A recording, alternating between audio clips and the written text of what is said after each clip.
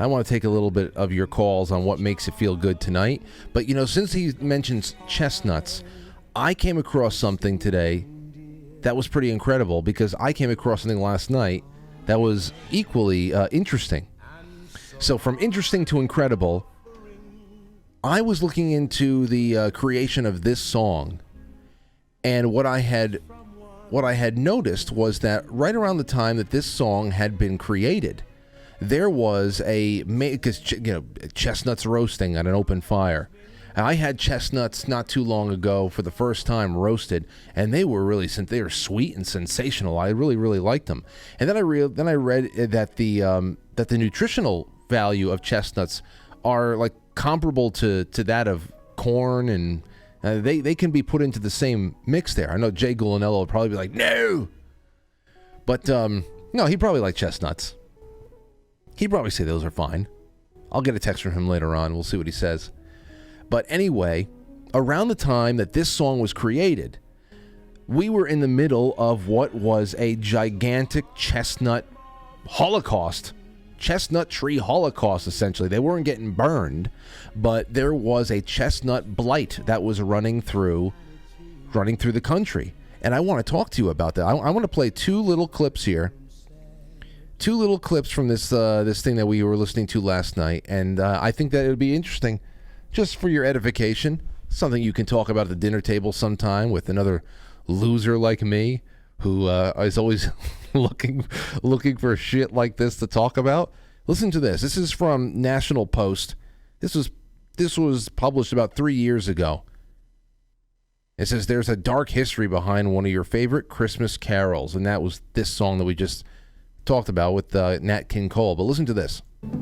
At the very same moment in time, the American chestnut tree was being decimated by an invisible pathogen, the chestnut blight. The chestnut blight. In the States, it killed roughly 4 billion to 5 billion trees in a matter of 30 years. Here in southern Ontario, we estimate between 1.5 and 2 million trees were exterminated.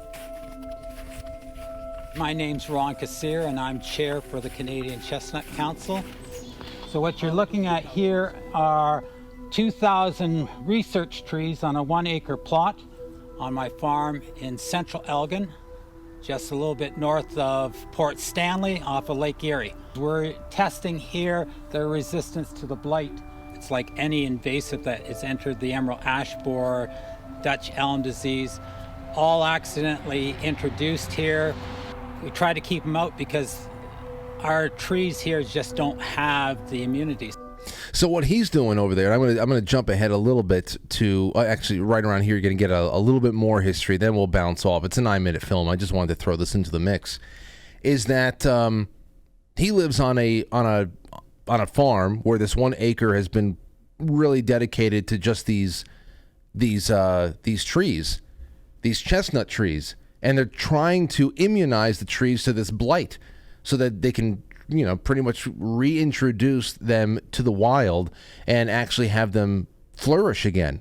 Now, I have chestnut trees that are just up the street from me, and they look pretty healthy.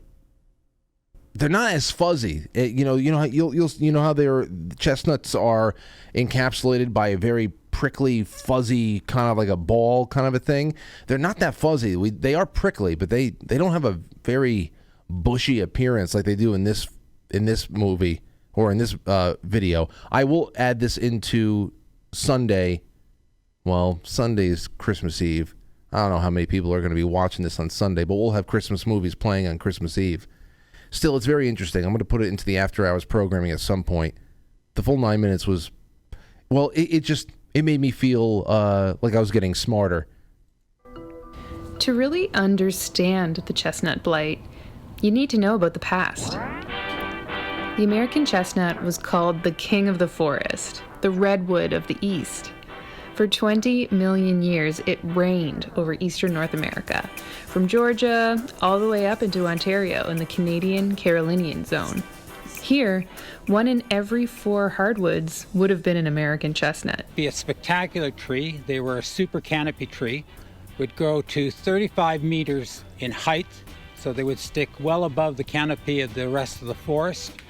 And at the base, the tree could be anywhere from 2.5 to 3 meters in diameter. Big. It was used for everything, and it became known as the cradle to grave tree. So your cradle, every piece of furniture you would use in your life would be made of chestnut.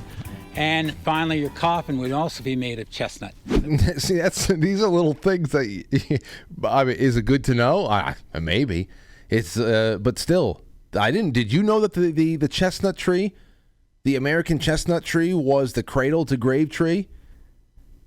That they're making everything from cradles to coffins with this thing? I didn't. Now you do.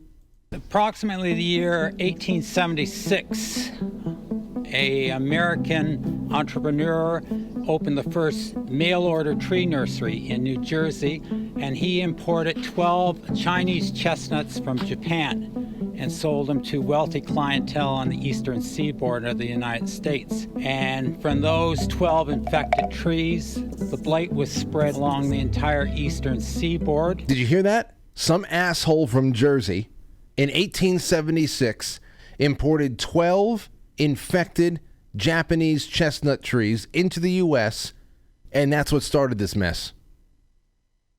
New Jersey again for the win. Approximately 50 miles a year. By the 1950s, the blight had spread to billions of trees in every corner of the American chestnut's natural range.